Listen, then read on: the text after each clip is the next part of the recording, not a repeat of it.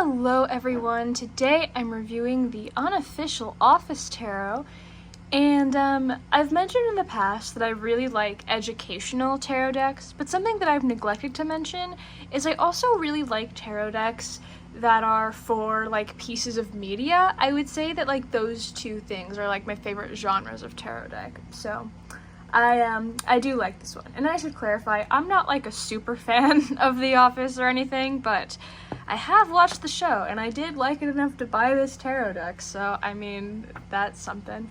So anyways, yes. So the art on this deck is, it does not particularly stand out to me because its main like goal is just to be like recognizable. Like the main goal of it is just for you to like recognize like the characters and the scenes that are on the card, and you know, it achieves that. And something else that you will notice about this deck as we go through it is that each card has like a little emblems in the four corners, and like each character has their own little symbol. So like for Jim we have the stapler and Jello, and for Dwight we have beets, and like Andy has like the theater masks things. And on cards where there are multiple characters, like they'll both have their emblems, and I think that's neat. One, because like I just think that little consistent things like that in tarot are really fun, and two, because it's an extra like opportunity for you to like recognize the characters if you couldn't do that if you couldn't like recognize them at first glance. So yeah, cool stuff. Now let's get into some of my favorite cards in the deck. First of all, on the subject of consistency, something I really like is all of the aces in the deck are like the Dundee's like award things, and they are like for the cups one, it says like True Fulfillment and Joy Award, Swords, New Ideas and Mental Clarity Award, Pentacles, Prosperity and Abundance Award, and Wands, Creative Spark and Most Potential Award. I really like this. I think that's a really cool, like I said, like consistent thing to have in the tarot deck. It's fun. I like it. Oh, and while I'm showing it, these are the backs of the cards. Pretty tame, not much going on these. Tame, I feel like, is the wrong word to use in this context, but whatever. As you can see, it's the same upright and in reverse, which is always nice. Yeah, there isn't much going on these, which, I mean, there doesn't need to be. I do like the shade of blue that they use because, I don't know, I feel like the shade of blue, like this, like light blue goes well with like the white that borders the cards on the front. I don't know, I think it was a nice decision. Yeah, I don't know. Anyways, yes, on to some of my favorite cards in the deck. So, the Fool. I like this one. I think Michael Scott being the Fool makes a lot of sense. Death. Love this. And also the Moon. I think these are really fitting cards for Creed. Oh, and Stanley being Temperance, I think makes a lot of sense. And Stanley being the Seven of Pentacles, I think makes a lot of sense.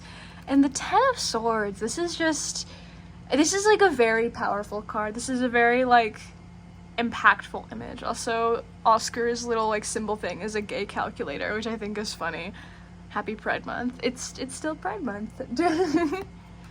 Oh, Two of Wands. I thought this one was clever. Like, yeah, her looking at the School of Design. Thought that was clever. Oh, and the Lovers and the Two of Cups. Very, very sweet cards. And also, there's like, I only just now noticed this, but there's like a little heart in the background on the Two of Cups. Yeah. Very cute. I like it. Yes. Something that I will point out about this tarot deck. So, okay. So, like, Michael and Holly are, like, the Queen and King of Wands, and then, like, Phyllis and Bob Vance are the Pentacles, and then Jim and Pam are the Queen and King of Cups.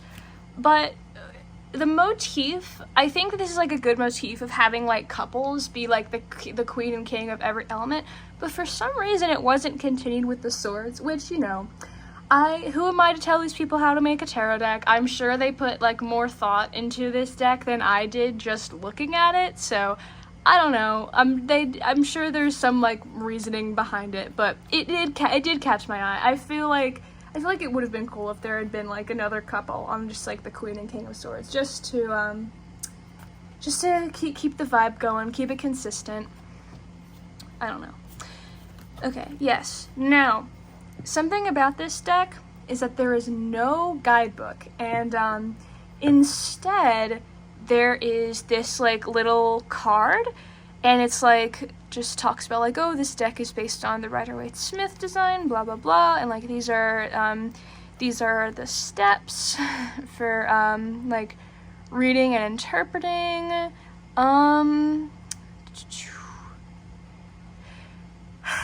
So there's no guidebook, which I've said it before and I'll say it again. I do understand like not wanting to create a guidebook for your tarot deck, just because like creating a tarot deck is already a lot of work, seeing as you need to illustrate 78 cards, and people have like internet access. Like tarot interpretations and meanings are like fairly accessible, so I could understand why someone wouldn't be particularly driven to like make a guidebook for their tarot deck.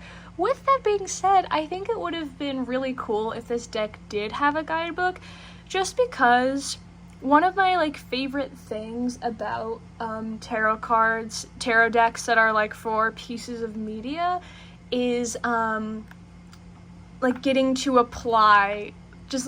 mix the two together and like apply them to each other. And I think that's a lot more like easy to do if there is a guidebook on hand. So I don't know, I think it would be fun if there was one, but like, you know, like creating a tarot deck is already a lot of work, so I am sympathetic. Oh my goodness. Let's see, what else is there to discuss? Something else I want to point out about this. Yes.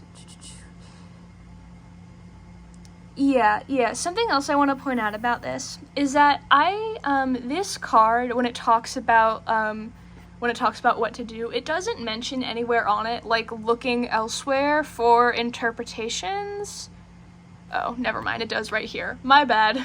It does not mention it in the, like, steps, but it mentions it, like, right here to, like, if you'd like to better understand the implication of each card, hop online and do some divination digging. That's good, at least. I would be more concerned if they, like, didn't point their, buyers to any outside sources, but they did, so I don't have beef. But anyways, yes, that is pretty much all I have to say about this deck.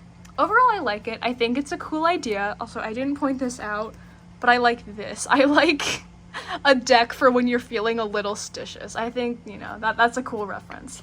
But yes, overall, I do like this deck. I think the art on it, like, while the art doesn't, like, stand out to me just for, like, art's sake, it's very, like, recognizable characters, recognizable scenes, which is good. I like the consistency on people's symbols. I like the consistency of the aces. Yeah.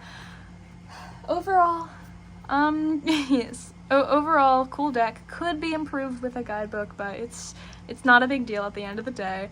And that is all I have for you guys today. I hopefully will have another pick a card reading out soon, but I don't know. We'll see. Anyways, thank you so much for watching, and I will see you next time.